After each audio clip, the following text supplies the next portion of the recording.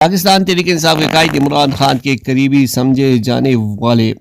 جانباز سپاہی کپتان خالد خورشید، جو کہ سابقہ جی بی کے وزیر اعلیٰ بھی رہے ہیں، حکومت کی جانب سے ایک بوگس کیس میں ان کو تقریباً 36 سال قید کی سزا سنا دی گئی ہے۔ اپنی سزا پہ رد عمل دیتے ہوئے خالد خورشید کا کہنا تھا کہ یہ سزا جو ہے یہ مجھے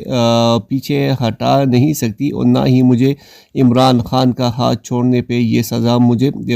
راضی کر سکتی ہے۔ اگر یہ سزا اتنی اور سزا بھی سنا دی جائے پھر بھی میں عمران خان کا ساتھ نہیں دوں گا، ہمیشہ حق و سچ کا ساتھ دوں گا۔ یہ سزا جو سنائی گئی ہے، اس حوالے سے انہوں نے تفصیلاً بتاتے ہوئے کہا ہے کہ اس سے بظاہر یہ لگتا ہے کہ جج صاحب نے نہ ہی کچھ پڑھا اور نہ ہی کچھ سنا، بلکہ فیصلہ پہلے ہی سے لکھا ہوا تھا، جو کہ سنانا تھا وہ سنا دیا ہے۔ انہوں نے کہا ہے کہ میں نے کون سا اتنا بڑا جرم کیا ہے کہ جس کی بنیاد پہ مجھے سزا سنائی گئی ہے۔ جس بنیادوں پہ انہوں نے کہا ہے کہ مجھے سزا سنائی گئی ہے، اگر نواز شریف کے بیانات کو دیکھا جائے، اگر شہباز شریف اور زرداری کے اور دیگر جو سیاسی لوگوں کے بیانات کو دیکھا جائے تو ان کی سزا میری سزا سے تو زیادہ بنتی ہے۔ انہوں نے یہ بھی کہا ہے کہ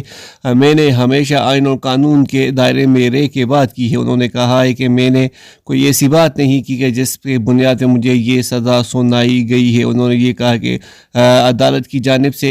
جانبداری کا انہوں نے عدالت پہ الزام لگاتے ہوئے کہا ہے کہ عدالت نے بالکل بھی جو ثبوت تھے، جو شواہد تھے،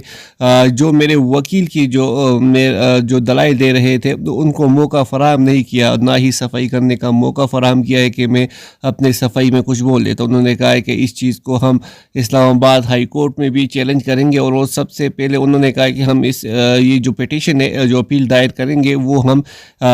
سپریم کورٹ آف پاکستان میں دائر کریں۔ انہوں نے کہا ہے کہ جج صاحب کے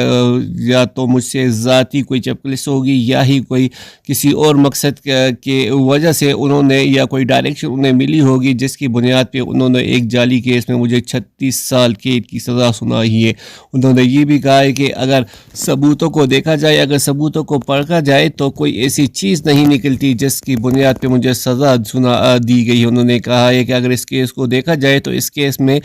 میں پہلے ہی ضمانت پہ تھا، اور نہ ہی اس کیس پہ میری گرفتاری ڈالی گئی ہے، بلکہ عدالت میں یہ جو کیس لگا ہوا تھا ہمارے وکلاء پیش ہوتے تھے لیکن انہیں صفائی کا موقع نہیں دیا جاتا تھا۔ انہوں نے یہ بھی الزام لگاتے ہوئے کہا ہے کہ یہ جو سزا سنائی گئی ہے یہ پہلے سے لکھی ہوئی سزا تھی، اور اس سزا کی وجہ سے مجھے یہ تنبیہ کی گئی ہے کہ آپ پیچھے ہٹ جائے، اگر آپ پیچھے ہٹیں گے نہیں تو آپ کو مزید ایسی سزائیں بھی سنائی جا سکتی۔ انہوں نے کہا ہے کہ یہ سزا میرا کچھ بھی نہیں بگاڑ سکتی، اور نہ ہی میں اس سزا کو اپنے راستے میں حائل کروں گا، اور یہ جو رکاوٹ میرے راستے میں ڈالی گئی ہے اس رکاوٹ کو میں